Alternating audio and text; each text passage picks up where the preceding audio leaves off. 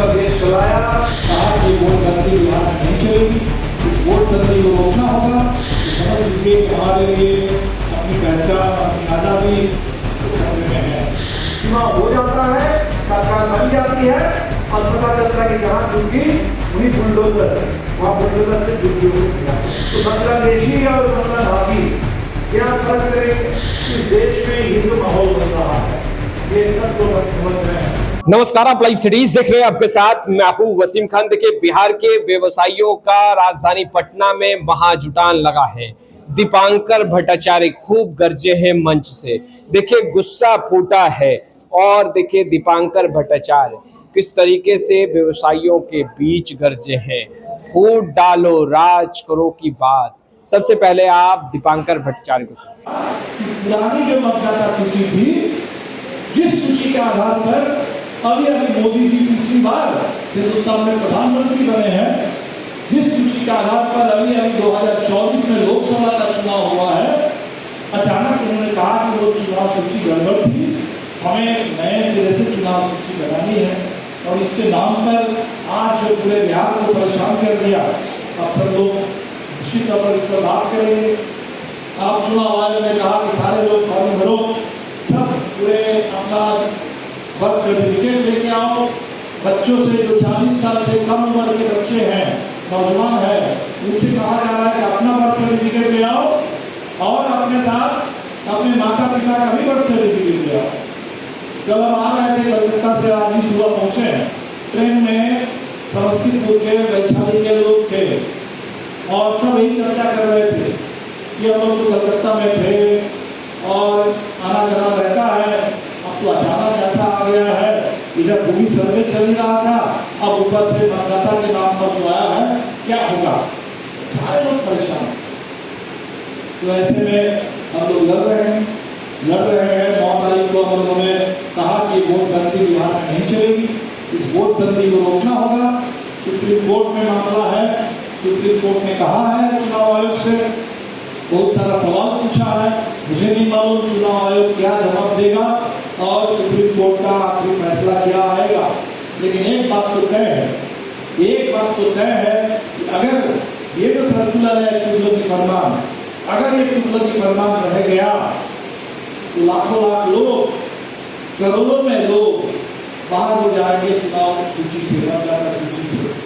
Vote से अगर वंचित कर दिए जाएंगे तो आज हम लोग सोचने वाली बात है कि हम अपनी सुरक्षा की बात कर रहे हैं, सारे अधिकारों की बात कर रहे हैं, संविधान की बात कर रहे हैं, लेकिन उस संविधान से सबसे जो बुनियादी हमें मिला है अधिकार, बुनियादी पहचान, वो है वोट।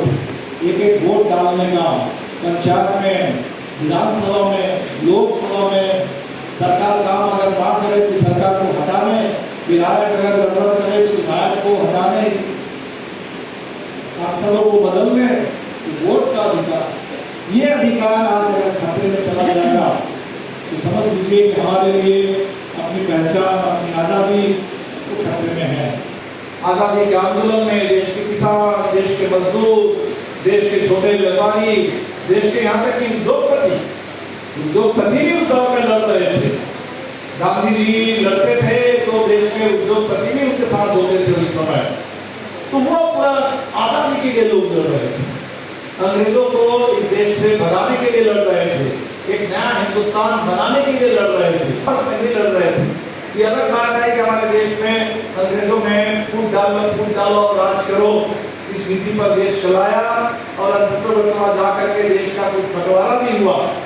लेकिन फिर भी जो हिंदुस्तान रह गया, जो पाकिस्तान अगर अलग हुआ तो हुआ, लेकिन जो हिंदुस्तान रह गया, बहुत बड़ा देश, अलग अलग भाषा, अलग अलग धर्म, इतना बड़ा देश, और एक संविधान को लेकर के हम लोग आगे बढ़े।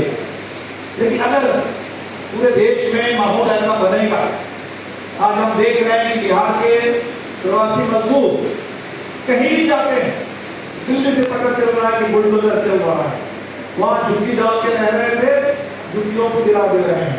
चुनाव के समय नारा लगता है, जहाँ झुग्गी उन्हीं मकान, झुग्गी वालों को पक्का मकान दे देंगे। चुनाव हो जाता है, सरकार बन जाती है और पता चलता है कि जहाँ झुग्गी उन्हीं बुलडोजर। वहाँ बुलडोजर से झुग्गियों को गिरा दिया। और बिहार में आप पता चलता है कि जो बाहर में हमारे मजदूर कमाने के लिए गए, आप कह रहे हैं कि वोटर लिस्ट से भी बाहर हो जाए, कमाने के लिए बाहर गए हो तो मतदाता सूची से भी बाहर हो जाए। तो अगर इस देश में ऐसा माहौल बनेगा तो अब कैसे चलेंगे?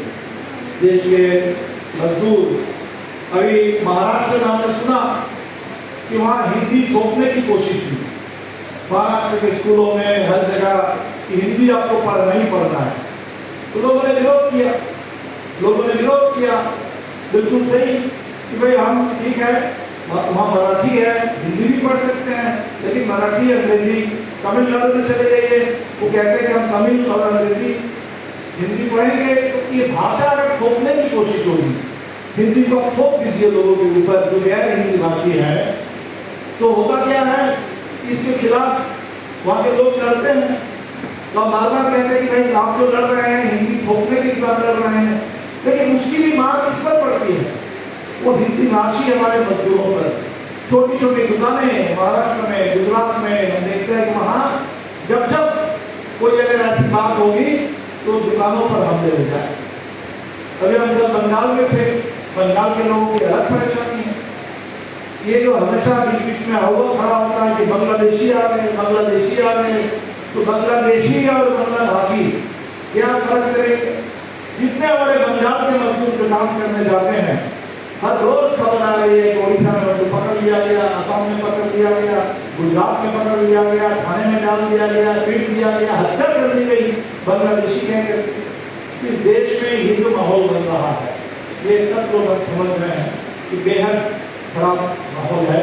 इस माहौल को भी हम लोगों को ठीक करना है, और ठीक करने के लिए हमारे बीच में संविधान, बाबा साहब अम्बेडकर का लिखा हुआ संविधान जो सबके लिए है, कि साथ इस देश के आम नागरिक के लिए, इस देश के छोटे दुकानदारों के लिए, इस देश में हिंदुओं के लिए, मुसलमान के लिए, सिख के लिए, ईसाई के लिए, सबके लिए, हिंदी बोलने वालों के लिए, बांग्ला बोलने वालों का कमजोर होगा, वो कानून का राज कमजोर होगा, वो संविधान का राज कमजोर होगा, तो जगह जगह ऐसे अपराधियों का राज बनेगा, अन्याय का राज बनेगा, और यहाँ गोली चलेगी, कल वहाँ हत्या हो जाएगी, दुकान में लूट हो जाएगी, ये सब होगा।